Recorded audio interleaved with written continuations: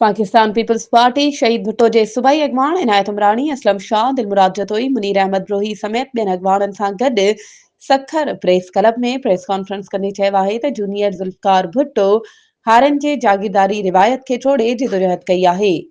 Junior Zulfikar Ali Bhutto जे सियासत में अचण में देर ज़रूर आहे, पर अमली तौर ते हू पाकिस्तान जी अवाम जी जंग ज़रूर विढ़ंदो।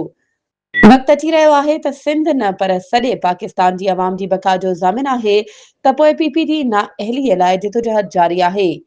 हुननि चयो त हू पंहिंजे दोस्तनि सां सलाह मशवरे सां 21 ऐं 22 फेबरवरी ते इंडस पुल या बबर लोई बाय पास ते तारीख़ी धरणे जो ऐलान कंदा, जंहिं जी अॻवानी जूनियर ज़ुल्फ़कार अली भुट्टो कंदो। असां चंद माण्हुनि सां गॾिजी हिकु नई शुरूआत कई आहे। असां ज़ुल्फ़कार भुट्टो जो ख़्वाबु पूरो ज़रूर कंदासीं। हुन चयो त असांजी पार्टी जॾहिं बि इक़्तिदार में आई त असां खेनि सरमाएदारनि खां ग़रीबनि जा हक़ ॾियारींदासीं। जेकॾहिं अवाम सिंध ऐं इंसानियत जी ख़ुशहाली चाहे थो त जूनियर ज़ुल्फ़कार भुट्टे जो साथ ॾियो। पीपल्स पार्टी कॾहिं बि इतिहादी सियासत न कई आहे। पाकिस्तान में इतिहादी सियासत कॾहिं बि कामयाबु न थी आहे।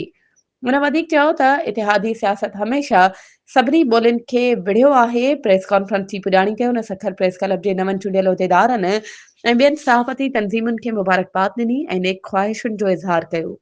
वधीक ख़बरुनि ऐं अपडेट्स जे लाइ असांजे चैनल खे सब्सक्राइब कयो ऐं हा, बेल आइकन खे प्रेस करणु न विसारिजो त जीअं असांजी हर नई अचण वारी वीडियो तव्हां ताईं पहुचे।